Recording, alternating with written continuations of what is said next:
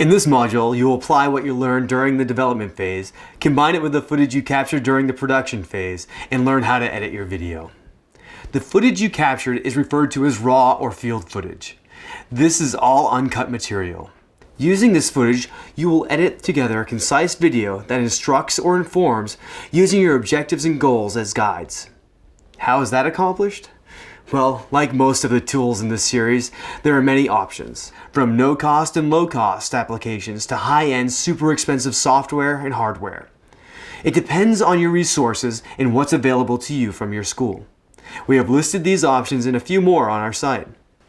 And as we stated in the previous modules when discussing cameras, while the tools you use may be different, the fundamentals are the same.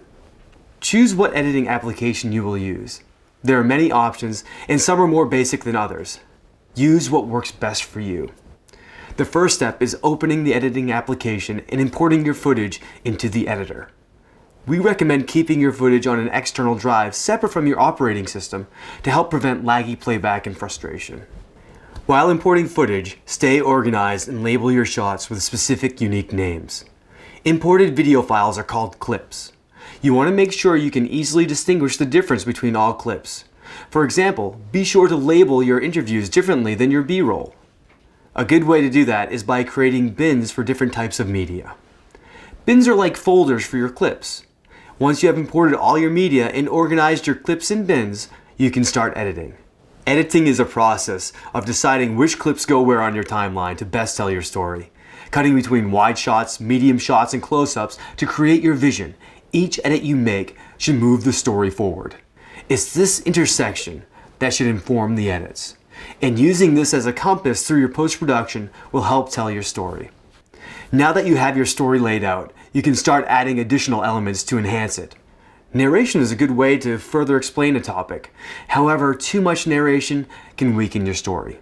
For example, if you're telling a student's story, it's more powerful to hear directly from the student rather than the narrator.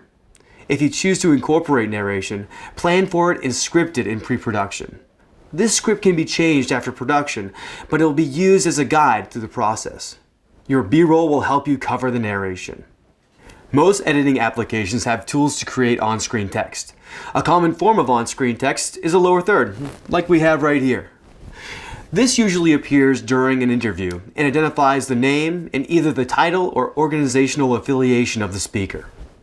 The editing application also allows you to import graphics to incorporate into your video. On-screen graphics can enhance your content and can be used to illustrate and explain complex topics. If you find yourself in a situation where you don't have the footage you need, what do? One solution is stock footage. Stock footage is also known as third-party content. There are many sites that offer stock footage. Some sites license the video for a fee, and others are free with some caveats. CreativeCommons.org is a good place to start. This is a site with free content. When using third-party content, read the fine print, follow the guidelines, and give credit appropriately. In some videos, you'll want a call to action at the end. This can be a website or an email address your viewers can go to for more information. Having your logo on the call to action page is important. It's the final image your viewers see, and it will remind them where to find your videos. Now that your video is looking great, let's make it sound great too. Music sets the tempo for your production. It helps engagement and adds excitement. Always remember that your story, not the music, should drive the emotion. YouTube will flag any copyright violations and can prevent your video from being seen. If you have narration in your video, you may want to use instrumental music so vocals in the music are not competing with your narration.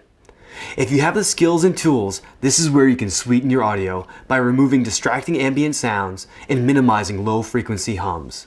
With your video edited and your audio sounding great, the next thing to do is get that sequence out of the editing system by exporting it. Exporting is a two-step process. First, decide on the appropriate file type for distribution, and then identify where you save the exported file on your computer. There are many file formats to use, but currently MP4s are the most popular.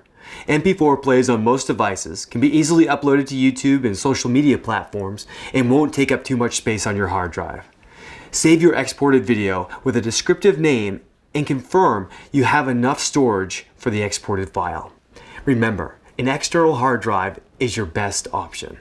Now that your video is complete and exported as a file, there is one additional step in the process prior to dissemination: adding closed captions to accommodate deaf and hard of hearing viewers. This process provides an on-screen text of the audio portion of your program. Including captions will benefit all types of audiences and learners. Refer to the closed captioning section of the website for a more detailed step-by-step guide to the captioning process. This concludes the post-production process. Next, you'll learn about getting your videos seen.